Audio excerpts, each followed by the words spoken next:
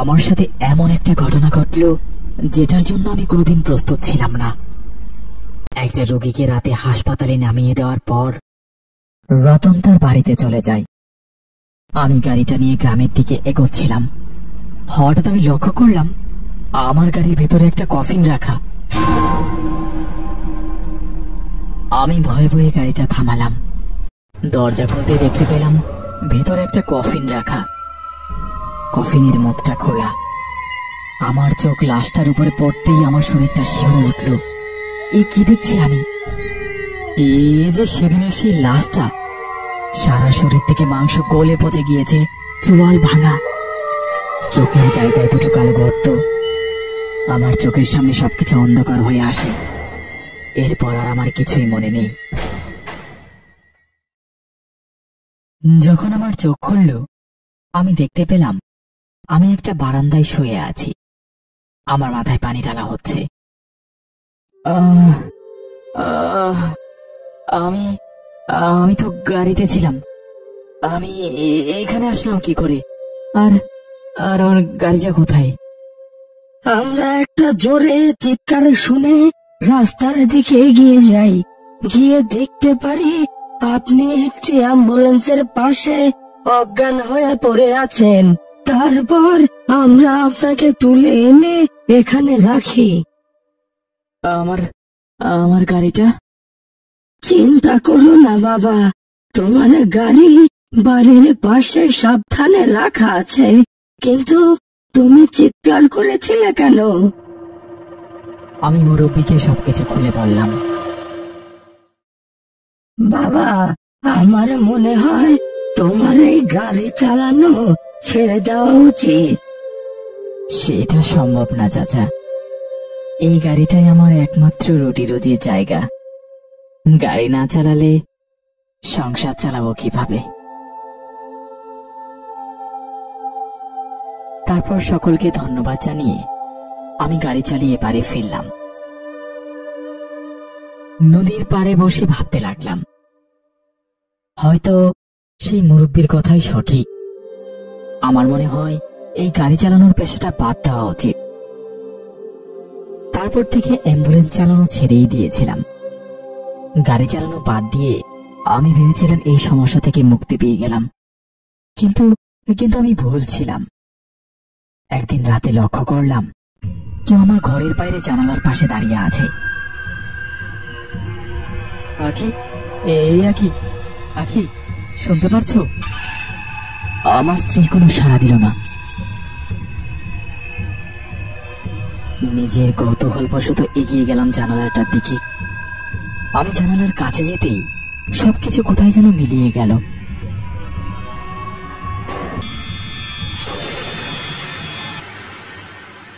এই, কি হয়েছে তোমার? এমন করছো কেন? না, কিছু হয়নি, ঘুমিয়ে পড়ো। কিছু একটা তো হয়েছে। বেশ কিছুদিন যাবত দেখছি তুমি ঠিক মতো খাচ্ছ না, ঘুমাতে পারছো না, কেমন যেন হয়ে যাচ্ছ। তুমি এসব নিয়ে ভেবো না। আসলে এতদিন একটা কাজ করতাম, হঠাৎ করে ছেড়ে দিয়েছি, তাই একটু মন খারাপ লাগছে। তুমি দেখো, সবকিছু ঠিক হয়ে যাবে। আমার কিছু ভালো ঠেকছে না। তোমার মনে হয় কারোর সাথে কথা বলা উচিত এসব বিষয় নিয়ে। পরিবারের সকলে ভয় পাবে, তাই আমি আর কাউকে কিছু বললাম না। কিন্তু সমস্যাটা যেন আমার পিছুই ছাড়ছিল না। পরদিন আমি দেখতে পেলাম আমার ঘরের মেঝেতে শুয়ে আছে সেই ভয়ঙ্কর মৃতদেহটি। বাঁচাও, বাঁচাও, বাঁচাও আমাকে! কে কোথায় আছো? বাঁচাও আমাকে! কি হয়েছে? কি হয়েছে তোমার? চিৎকার করছো কেন? ওই যে দেখো, নিচে একটা ভয়ঙ্কর মৃতদেহ। তুমি এমন করছো কেন? কই, ঘরের মেঝে তো একদম ফাঁকা। আমি খুব ভালোভাবে লক্ষ্য করলাম ঘরের মেঝেটা সত্যি পরিষ্কার, কোথাও কিছু নেই। দিন দিন আমার অবস্থা বেশ খারাপ হতে লাগলো। একটা সময় বাড়ির লোকজন একজন হুজুরকে নিয়ে এলেন।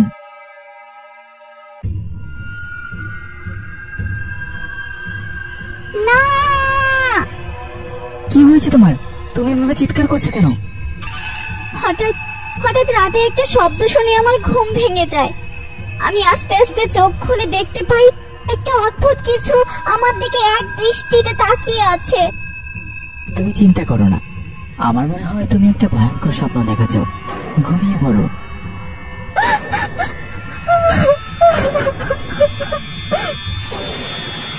পানি পড়া খাওয়ার পর বেশ কিছুদিন আমার কাছে সবকিছু স্বাভাবিক মনে হলো। আমি আখির সব কথায় বিশ্বাস করলাম, কিন্তু তাকে কিছু বলতে পারলাম না। আমি জানি ও যা দেখেছে সত্যিই দেখেছে, কিন্তু আমি তাকে কিছু বুঝতে দিলাম না। এভাবেই চলতে থাকলো আমার দুর্বিষহ দিন। মাঝে মাঝে আমি ঘর থেকে একটি মেয়েলি কান্নার শব্দ শুনতে পাই।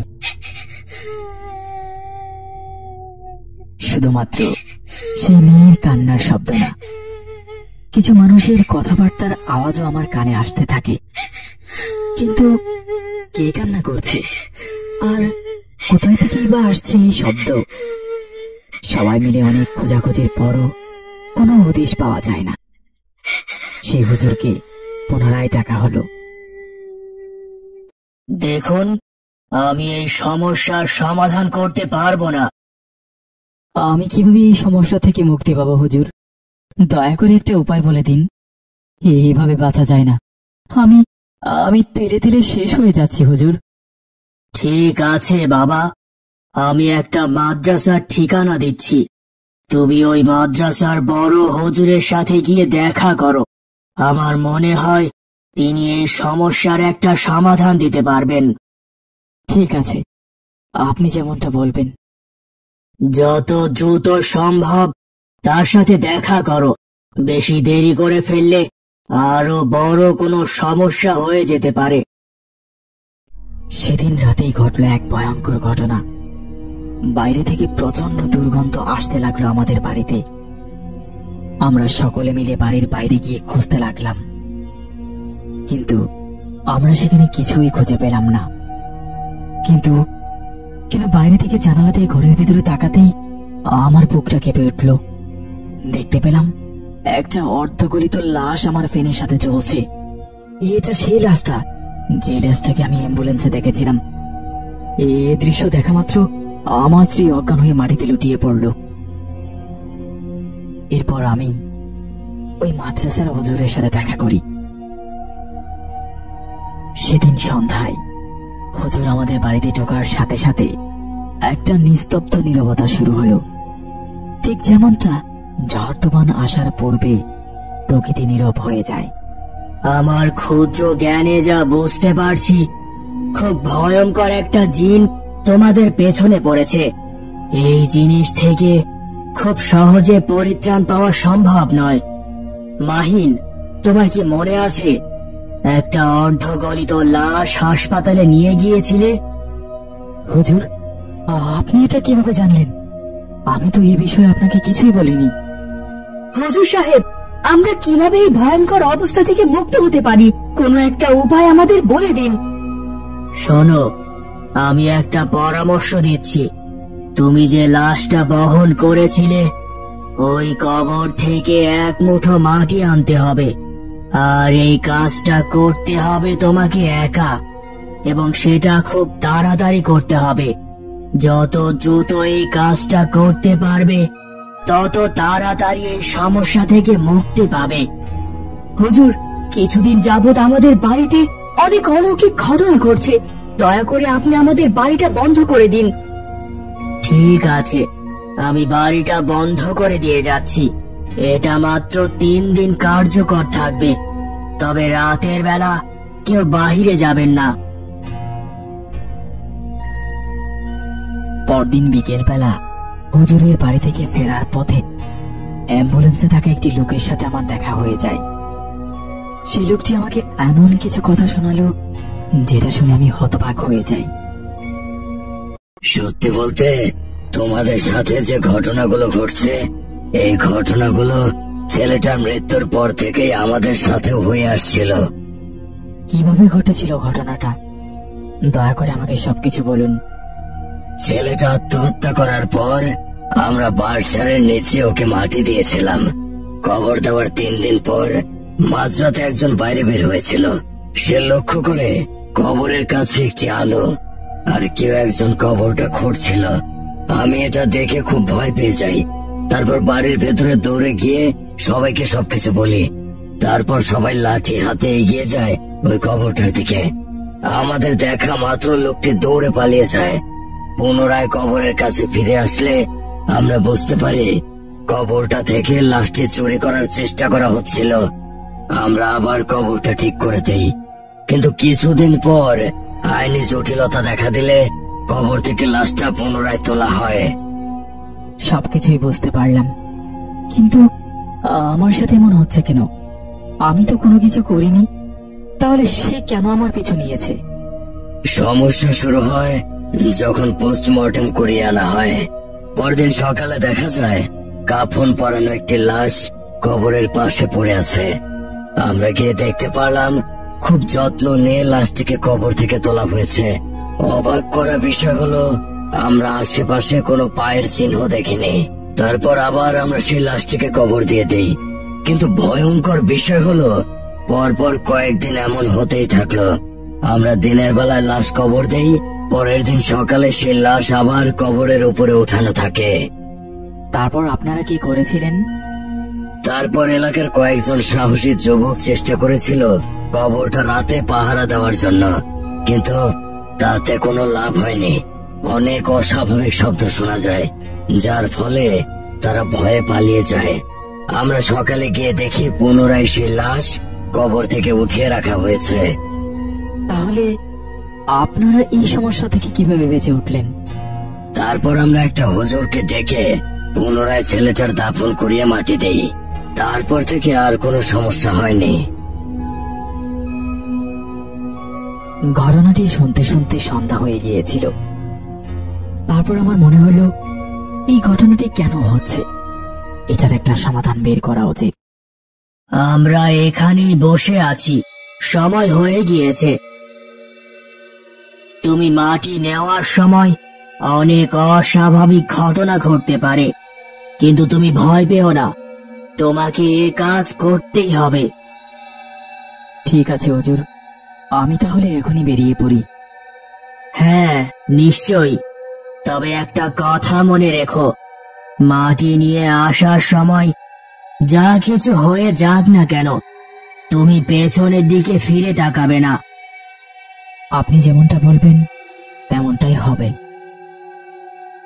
পানি পড়াটা খাওয়ার পর আমি বেরিয়ে পড়লাম সেই কবর থেকে এক মুঠো মাটি আনার উদ্দেশ্যে। আমি যতই সেই কবরটার দিকে এগোচ্ছি, আমার মনে হচ্ছিল আমার শরীরটা ভারী হয়ে আসছে। আমার বারবার মনে হয়েছে আমার পা দুটো কেউ শক্ত করে ধরে রেখেছে। আমি বাঁশবাগানের মধ্য দিয়ে যাচ্ছিলাম। হালকা চাঁদের আলোয় বাঁশবাগানে এক আলো আঁধারি পরিবেশ তৈরি হয়েছে, কেমন যেন একটা গা ছমছমে পরিবেশ। আমি যতই এগিয়ে যাচ্ছি, আমার মনে হচ্ছিল কালবৈশাখী শুরু হয়েছে। অনেক কষ্টে আমি সেই কবরটার পাশে গিয়ে দাঁড়ালাম।